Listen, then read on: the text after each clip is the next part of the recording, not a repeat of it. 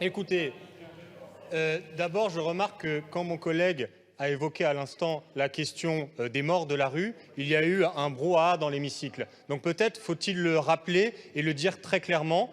Il y a chaque année, dans notre pays, plus de 2000 personnes qui meurent de la rue. Voilà, en France, au XXIe siècle, dans la 6e puissance économique mondiale, il y a plus de 2000 personnes qui, parce qu'ils sont sans abri, parce qu'ils dorment sur les trottoirs de nos villes, finissent par en mourir.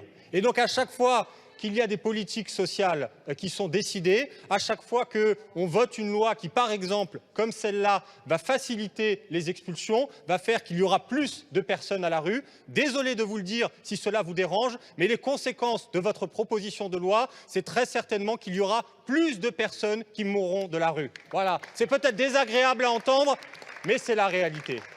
Et pour finir, on a parlé tout à l'heure, j'ai entendu nos collègues macronistes tout à l'heure parler de l'état de droit et de la nécessité de respecter l'état de droit. Très bien, mais à propos de l'état de droit, on va parler de l'article 441 du Code de la construction et de l'habitat, c'est-à-dire l'article qui parle de la loi Dallot.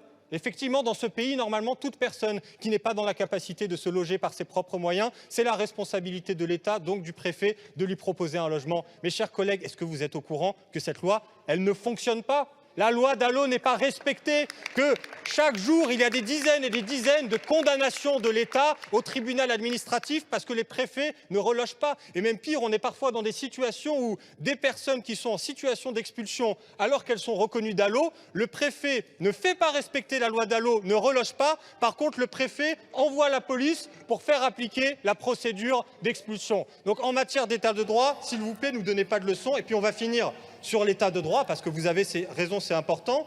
Un autre article, le Code de l'action sociale et des familles, l'article 345, c'est celui sur l'hébergement inconditionnel. Toute personne en situation de détresse dans ce pays, quelle que soit sa situation et notamment administrative, elle doit avoir le droit à un hébergement. Est-ce que ce droit est respecté? Non, et c'est notamment à cause de vous. Alors,